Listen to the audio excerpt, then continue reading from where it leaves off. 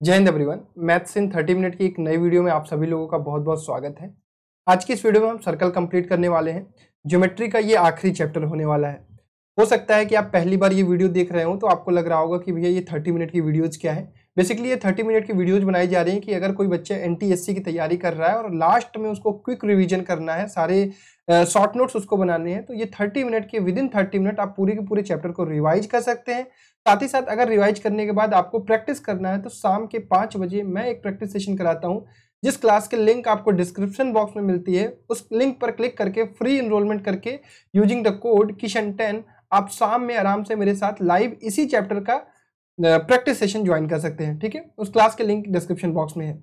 तो भैया क्या पिछली वीडियोस भी हम देख सकते हैं? बिल्कुल, आप पिछली वीडियोस देख सकते हैं। आप मैथ्स इन 30 मिनट की एक प्लेलिस्ट होगी जो आप हमारे चैनल पर पाएंगे। वहां पर आप देखेंगे, यहाँ पर आपके पास number system, real number, surds and indices, polynomial, linear equation, quadratic equation, AP and GP, coordinate geometry, lines and angle, triangle and quadrilateral, मतलब पूरा का पूरा नंबर सिस्टम, अलजेब्रा और हमने ज्योमेट्री फिनिश कर दिया है। अब इसके बाद बचता है अपना ट्रिगो और आपका मेंसुरेशन और स्टैटिस्टिक्स एंड प्रोबेबिलिटी। तो सारे के सारे चैप्टर आपको पढ़ाए जाएंगे बिफोर NTSC पेपर।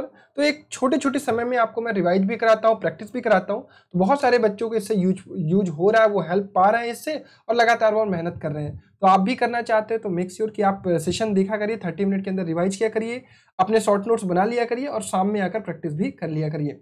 चलिए स्टार्ट करते हैं फटाक से। और अगर आप नए हैं तो चैनल को यार सब्सक्राइब कर दीजिएगा, साथ ही साथ वीडियो को लाइक कर दीजिएगा।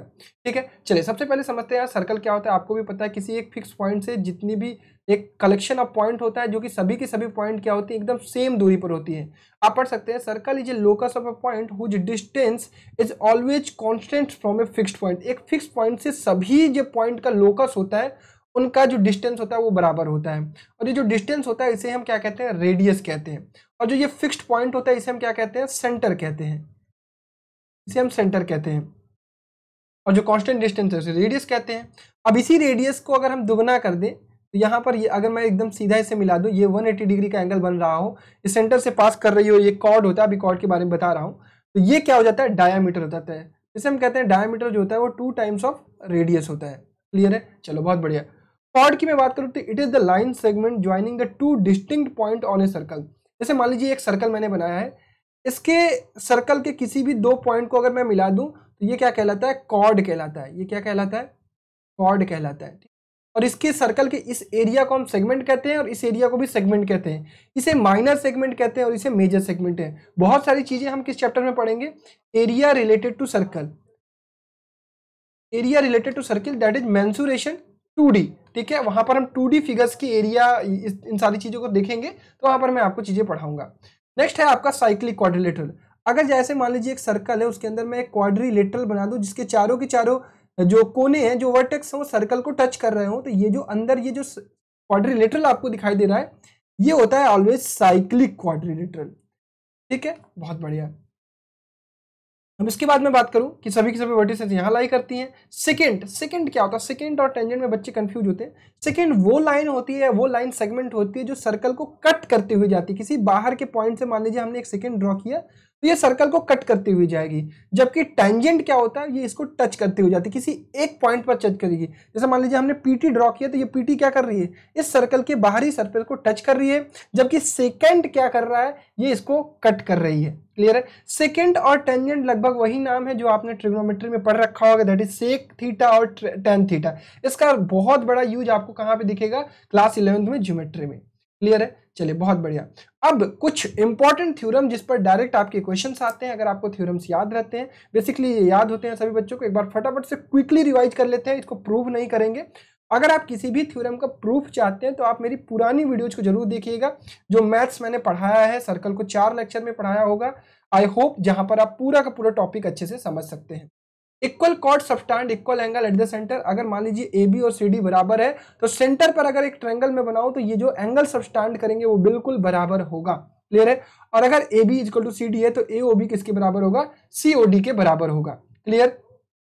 Equal chords of a circle are equidistant from the centre. अगर दो आप क्या करते हैं, अगर मान लीजिए 2 कॉर्ड ड्रॉ करते हैं और वो दोनों लेंथ में इक्वल हैं, तो अगर आप सेंटर से क्या करते हैं, उनकी दूरी देखते हैं। दूरी अगर किसी भी पॉइंट, किसी लाइन की दूरी अगर हम देखना चाहते हैं तो क्या देखते हैं? परपेंडिकुलर डिस्टेंस, तो आप चेक करेंगे कि ये जो OM होगा वो ON के बराबर होगा। किसी भी पॉइंट से किसी भी लाइन की दूरी तय करने के लिए आप कभी भी ये लाइन नहीं काउंट करते हैं। Always you count the perpendicular distance because the perpendicular distance is the shortest distance between the point and the line. Clear है? चलो बहुत बढ़िया। तो यहाँ पर OM जो होगा वो ON के परपेंडिकुलर मतलब बराबर होगा। ये सारी चीजें प्रूव की जाती हैं बाय द कॉन्ग्रुएंसी। क्लियर है? जिसको आपको मैंने जो ट्रायंगल में पढ़ा रखा है। तीसरा point, the perpendicular drawn from the centre of a circle to a chord bisect the chord. अच्छा, मान लीजिए आपने एक सेंटर से एक परपेंडिकुलर लाइन ड्रॉ की किसी भी कॉर्ड पर, तो ये डेफिनेटली तय है कि ये कॉर्ड को क्या करेगा, बाइसेक्ट करेगा। इस चीज को हम बड़े आसानी से प्रूव कर पाते हैं बाय द ट्रायंगल, दोनों ट्रायंगल को कॉन्ग्रुएंस दिखाकर। क्लियर है? बहुत बढ़िया। अगर ये दोनों परपेंडिकुलर तो आपको पता है ये 90 हो गया, ये 90 हो गया, ये कॉमन लाइन हो गया, ये आपके रेडियस हो गया। तो भाई SAS आप इसको प्रूव कर सकते हैं, भाई RHS आप इसको प्रूव कर सकते हैं, ये RHS से प्रूव हो जाता है। तो यहां से हम कह सकते हैं कि AM जो होगा वो MB के बराबर होगा। अब ये सबसे मोस्ट इंपॉर्टेंट पॉइंट है, इसको ध्यान रखिएगा। Angle subtended by an arc at the center is double the angle subtended by at any point of the remaining of the circle। मान लीजिए ये मेरा कॉर्ड है MN, ठीक है। यहां से मैंने क्या किया, ट्रायंगल एक सेंटर पर एक ये बनाया, ट्रायंगल बनाया। तो ये जो एंगल होगा ये इसके जो पेरीफेरी पर जो हम ट्रायंगल बनाएंगे इसका दुगना होगा। मतलब triangle MON will be 2 times of MAN। Clear है? ये ध्यान रखिएगा, ये ऑलवेज ऐसा होने वाला है। क्लियर है? चलो बहुत बढ़िया, तो इस चीज को याद रखिएगा। और ये मैं इस साइड भी बना सकता हूं, ये मैं इस साइड भी बना सकता हूं, और इस साइड भी ये चीज एप्लीकेबल है। बच्चे कंफ्यूज यहीं पर होते हैं, मैं आपको बता देता हूं। जैसे मान लीजिए मैंने सेंटर बनाया, ये यहां पर मैंने लिख दिया ये 40 है, ठीक है, 140 है। तो ये ध्यान रखिएगा कि अगर मैं इधर भी बनाऊंगा तो ये भी 70 होगा, और इधर भी पेरीफेरी पर बनाऊंगा तो ये भी कितना होगा, 70 ही होगा। ये ध्यान रखिएगा। क्लियर है? Always remember this. चलिए, पांचवा पॉइंट कहता है कि angle in the same segment of a circle are equal. मतलब मान लीजिए आपने क्या किया, एक कॉर्ड बनाया। अब कहोगे कि ये मेजर सेगमेंट है, ऑलवेज मेजर सेगमेंट है। यहां से मैंने एक ट्रायंगल ड्रॉ किया, ये इसका जो एंगल होगा, अगर मैं चाहे जो भी इसी सेगमेंट में कोई भी ट्रायंगल इस तरह से ड्रॉ करता हूं, कोई भी जो एंगल ये होगा वही एंगल ये सारे के सारे होंगे। लेकिन ये जरूरी नहीं है कि ये इधर वाले भी इसके बराबर हो। यहां पर मैंने आपको थोड़ी सी चीजें गलत पढ़ा दी, वो मुझे अभी को रियलाइज हो रहा है। कारण उसका है कि इस पॉइंट से मैंने इस चीज को समझा है। जस्ट वेट 1 सेकेंड, और इस गलती को आप सभी लोग क्लियरिफाई कर लीजिएगा। ये जो मैंने बताया था कि इस सेगमेंट पर भी ये चीज 70 होगा, ये मैंने गलत बता दिया था। गलत बताने का आप कारण भी समझ सकते हैं कि ये एक साइक्लिक क्वाड्रिलेटरल बन रहा है। तो ये एंगल कितना होगा, ये एंगल होगा 180 - 70। मतलब ये एंगल कितना होगा, 110 degree. That was my fault and I am really sorry for this. Clear है? ये 70 है तो ये 110 होगा, ना कि 70 होगा। क्यों? क्योंकि यहां पर भी ये बात कहेगी कि सेम सेगमेंट में सारे इक्वल होते हैं। अगर ये x है तो ये 180 - x होगा। क्लियर है? ये 180 - x होगा, क्योंकि क्वाड्रिलेटरल, साइक्लिक क्वाड्रिलेटरल की प्रॉपर्टी होती है कि अपोजिट एंगल का सम कितना होता है, 180 डिग्री। चलिए, angle in the semi circle is always right angle. ये ध्यान रखिएगा, सेमी सर्कल में जितने भी किसी भी साइड के सेगमेंट पर बनते हो, इधर भी मैं बनाऊं तो ये भी क्या होते हैं, सभी के सभी 90 डिग्री होते हैं। सातवां पॉइंट कहता है कि the sum of opposite angle of a cyclic quadrilateral is 180 degree. ध्यान रखिएगा, इन दोनों का सम 180 डिग्री होगा और इन दोनों का सम 180 डिग्री होगा। चलिए आगे बढ़ते हैं। Radius of a circle is always perpendicular to the tangent. ये ध्यान रखिएगा क्योंकि टच करते हुए जाती है। यहां से अगर आप एक रेडियस ड्रॉ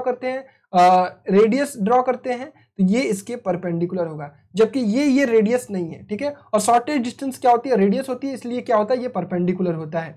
किसी भी एक बाहर के पॉइंट से अगर आप सर्कल पर टेंजेंट डालते हैं तो ज्यादा से ज्यादा 2 ही टेंजेंट ड्रॉ कर सकते हैं किसी भी एक पॉइंट से। इसके अलावा आप इनफाइनाइट सेकंड ड्रॉ कर सकते हैं। और ध्यान ये रखेंगे कि ये वाली लेंथ और ये वाली लेंथ ऑलवेज बराबर होती है। क्लियर है? चलिए बहुत बढ़िया, आगे बढ़ते हैं। 10वां पॉइंट कहता है कि when two chords of a circle intersect inside or outside the circle when produced then PA into PB।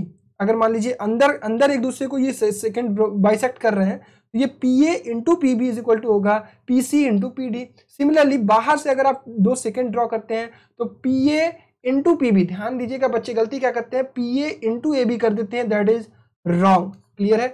PA into PB, ये ध्यान रखिएगा कि जहां से आपने चलना शुरू किया वहीं से आप चलेंगे हर बार, PA into PB। क्लियर है? सिमिलरली PC into PD बराबर होगा। क्लियर है? ध्यान रखिएगा। चलिए, इसी तरह टेंजेंट सेकंड थ्योरम होता है जिसमें हम क्या करते हैं, P A into P B is equal to हो जाएगा पी टी का स्क्वायर, क्योंकि 2 बार पी टी लेंगे यहाँ पर। अगर ये अंदर बाइसेक्ट करता है तो हम क्या करते हैं, यहाँ से मान लीजिए यहाँ बाइसेक्ट करता है तो इस पॉइंट की दूरी और इस पॉइंट की दूरी को मल्टीप्लाई करते हैं, जबकि ये बाहर टच कर रहा है तो हम क्या करेंगे, उसको पी टी का स्क्वायर कर देंगे। चलिए आगे बढ़ते हैं। अल्टरनेट सेगमेंट थ्योरम, इसका भी काफी यूज होता है, बहुत सारे बच्चों को नहीं पता होता है। In any circle the angle between the chord and the tangent, angle between the chord and the tangent although one of the end point of the circle is equal to the angle of the alternate segment. देखिए कहने का ये मतलब है कि ये वाला angle और ये वाला आपको अल्टरनेट दिखाई दे रहा होगा, जैसे आप लोगों ने यहाँ पढ़ा था कि भैया ये वाला एंगल और ये वाला एंगल क्या होता है, एक दूसरे का अल्टरनेट होता है। सिमिलरली ये वाला एंगल और ये वाला एंगल क्या होता है, एक दूसरे का अल्टरनेट होता है। अल्टरनेट इंटीरियर एंगल कहते हैं, इसे कहते हैं अल्टरनेट एक्सटीरियर एंगल, और ये होता है सिमिलरली यहाँ पे अल्टरनेट एक्सटीरियर एंगल होता है। ठीक है, तो कहने का ये मतलब है कि अगर ये टेंजेंट से ये वाला एंगल जो बन रहा होगा, कभी कभी बच्चे ये गलती करते हैं, मैंने भी शायद वहाँ पे पढ़ाते हुए गलती किया था कि इसको एक्सटेंड कर दिया था और ये एंगल को मैंने इस एंगल के बराबर कर दिया था। ये ट्रायंगल की प्रॉपर्टी होती है कि एक्सटर्नल एंगल, ये वाला एंगल जो होता है इन दोनों के सम के बराबर होता है। जबकि यहाँ पर अगर आप एक कॉर्नर पर टेंजेंट ड्रॉ करते हैं तो ये वाला एंगल इस वाले एंगल अपोजिट के बराबर होगा, सिमिलरली ये वाला एंगल इस वाले एंगल के बराबर होगा। ध्यान रखेंगे, इस पर सवाल आते हैं, डायरेक्ट आप कर सकते हैं। एक होता है Ptolemy theorem, Ptolemy theorem, I hope P silent होना चाहिए, पढ़ने में बड़ा दिक्कत हो रही है। In a cyclic quadrilateral ABCD AC into B D, AC मतलब product of diagonal is always equal to the product of the opposite side and sum of that, मतलब मैं बोल नहीं पा रहा हूँ, AB into C D plus AD into B C, मतलब sum of product of opposite side, इसे कह सकते हैं sum of product of opposite side is equal to product of diagonal. तो इस तरीके से सवाल सॉल्व किए जाते हैं, इसको ध्यान रखिएगा। चलिए कुछ और इंपॉर्टेंट बात कर लेते हैं। The tangent and the secant of the circle are basically same as the tangent and the secant. Trigonometric ratio मैंने बताया ट्रिगो से रिलेटेड होता है। Circle center C with the radius with O and the radius R can be represented by the circle O, R, मतलब जो centre रहेगा, मान लीजिए मेरा ये 0,0 है और यहाँ पर मैंने कोई रेडियस ले लिया, तो इसको हम क्या कर सकते हैं, सर्कल को रिप्रेजेंट कर सकते हैं O, R से। ठीक है, चलिए from A given external point only 2 tangent drawn, ये ऑलरेडी बताया जब मैं टेंजेंट आपको पढ़ा रहा था। इसके अलावा from the same point infinite second can be drawn, मतलब बाहर से आप केवल और केवल 2 टेंजेंट ड्रॉ कर सकते हैं, जबकि सेकेंड आप इनफाइनाइट ड्रॉ कर सकते हैं, लेकिन टेंजेंट जो होगा वो केवल और केवल 2 ड्रॉ कर सकते हैं। ठीक है, to a circle maximum 2 parallel tangents are drawn. To a circle अगर आप 2 पैरेलल टेंजेंट की बात करें तो केवल 2 ही हो सकता है, क्योंकि इसके अलावा जो टेंजेंट आप इसके जस्ट बगल में भी ड्रॉ करेंगे ये दोनों एक दूसरे के पैरेलल नहीं होंगे। पैरेलल क्यों नहीं होंगे, क्योंकि ये एक दूसरे को कहीं ना कहीं इंटरसेक्ट जरूर करेंगे। ठीक है, चलिए नेक्स्ट है आपका the two circle C1 and C2 will have 4 common tangents if only the distance of ON O2 is greater than R1 R2। ये मैंने आपको ऑलरेडी पढ़ा रखा है, इसके बारे में आप डिटेल वीडियो देख सकते हैं, मेरे ही चैनल पर फ्री में अवेलेबल है प्लेलिस्ट में, तो वहाँ पे आपको मैंने चीज़ें समझाई हैं। अगर 2 सर्कल एक दूसरे को दूर से ऐसे टच नहीं करते हैं तो यहाँ पर जो टेंजेंट बनता है वो 4 बनता है, एक ऐसे और एक ऐसे। क्लियर है, इस केस में क्या होता है, ये जो O1 इंटू O2 है, ये जो डिस्टेंस है it is greater than R1 plus R2। Distance between the centre is always greater than sum of the radius. Clear है, और अगर क्या होता है will have common tangent if only distance इतना, आई थिंक ये इस कुछ केस इस प्रकार से बनेगा। यहाँ पर ON O2, ये थोड़ा सा गलत आई होप दिया हुआ, ON O2 is equal to R1 plus R2। ठीक है, तो इस केस में क्या होता है कि ये एक दूसरे को टच करता है, एक टेंजेंट ये बनता है, एक टेंजेंट ये और एक टेंजेंट ये। ठीक है, ये वाला केस है, ये वाला। ठीक है, ये और अगर R1 minus R2 is greater then O1 O2 and R1 R2 से के सम से और डिफरेंस से ज्यादा है ON O2 और सम से कम है, तो ऐसे केस में क्या होता है, एक दूसरे को ये बाइसेक्ट करती हैं और इस केस में केवल और केवल 2 आपको कॉमन टेंजेंट मिलते हैं। ठीक है, चलिए इस पर सवाल कम आते हैं, बेसिकली आ भी जाते हैं। 8वां पॉइंट कहता है कि जब R1 R2 is greater then in this case both the circle touch each internally, तो ये जब केवल और केवल इस ऐसा केस बनता है तो ये केस क्या होता है, तो ये केवल और केवल 1 कॉमन टेंजेंट बनता है, कुछ इस प्रकार से। ठीक है, और एक केस और एराइज होता है कि जब जिसमें ये दोनों अंदर हो जाता है तो कोई भी कॉमन टेंजेंट नहीं बनता है। इसके बाद 9वां पॉइंट कहता है कि इफ 2 chords इंटरसेक्ट इनसाइड और outside the circle then the rectangle formed by the 2 parts of the 1 chord is equal to the area of the rectangle. ये पॉइंट बहुत जरूरी नहीं है आपके लिए। 10वां पॉइंट कहता है कि in the given figure AQ will always AQ and AR will always be equal to the semi perimeter। कारण क्या है कि ये वाली डिस्टेंस और ये वाली डिस्टेंस बराबर होगी, सिमिलरली ये वाली डिस्टेंस और ये वाली डिस्टेंस बराबर होगी, और ये वाली डिस्टेंस बराबर होगी। फिर आप देखेंगे इस ट्रायंगल का जो हाफ होगा वो किसके बराबर होगा, किसी भी एक साइड के, ठीक है, AQ या AR के। ये सारी चीजें प्रूफ कराई गई हैं, आपको NCERT में भी मिल जाएंगी, ठीक है। इसके अलावा 11वां पॉइंट कहता है कि the sum of the angle in the 4 minus segment to a cyclic quadrilateral is equal to the 6 right angle. ये भी कोई बहुत जरूरी नहीं है। मान लीजिए क्वाड्रिलेटरल है तो ये वाला एंगल, ये वाला एंगल, ये वाला एंगल और ये वाला एंगल का सम जो होता है, ये वाला एंगल, ये और ये जो बराबर होगा, ये बराबर होगा 90 × 6 मतलब 540 डिग्री की। ये सारी चीजें, ये वाला भी उतना इंपॉर्टेंट नहीं है। तो आपको मैंने बताया ये पॉइंट इंपॉर्टेंट है, ये तीनों पॉइंट इंपॉर्टेंट है, 6वां 7वां 8वां ध्यान रखिएगा, बस 5वां भी। और उसके बाद बाकी इधर जो बताए गए हैं सभी के सभी थ्योरम्स, सभी के सभी एंगल वाली प्रॉपर्टी, ये सभी के सभी इंपॉर्टेंट है और इस पर सवाल भी आते हैं, ठीक है। चलिए, तो बहुत ही क्विक रिवीजन हम लोगों ने किया, 15 मिनट में सर्कल को पूरी तरह से रिवाइज कर लिया। फिर भी हो सकता है कि कुछ बच्चों के डाउट रह गए हो या किसी पॉइंट को मैंने छोड़ दिया हो, तो उसको आप कमेंट सेक्शन में जरूर बताइएगा कि भैया ये वाला पॉइंट जो है वो छूट गया, आपने नहीं बताया, उसमें हम लोगों को दिक्कत आ रही है। तो उसको मैं क्या करूंगा, आज शाम के 5 बजे वाली क्लास में क्लेरिफाई कर दूंगा। साथ ही साथ ढेर सारे सवाल हम लोग प्रैक्टिस करेंगे ताकि ये पूरा का पूरा चैप्टर आपको मजबूत हो जाए। अगर आप ये वीडियोज बाद में भी देख रहे हैं तो उस लिंक पर क्लिक करके आप सभी क्लासेस का एक्सेस कर सकते हैं और उन क्लासेस को देख सकते हैं, ठीक है। चलिए, पूरा सेशन देखने के लिए आप सभी लोगों का बहुत बहुत धन्यवाद। उम्मीद करता हूं कि चैप्टर आपको समझ में आया होगा। अब नेक्स्ट हम स्टार्ट करेंगे अगली वीडियोज, वो है ट्रिग्नोमेट्री की वीडियो होगी। 2 ट्रिग्नोमेट्री की वीडियो आएगी, एक ट्रिग्नोमेट्री पर और मे भी एक पॉसिबल होगा कि एप्लीकेशन ऑफ ट्रिग्नोमेट्री, या दोनों एक साथ भी आ सकती हैं, ठीक है। तो इसी तरह से प्यार देते रहिए और विश्वास बनाए रखिए, हम सब आपके लिए ऑलवेज काम करेंगे। तब तक के लिए अपना ख्याल रखिए, bye bye, take care, love you all and जय हिंद।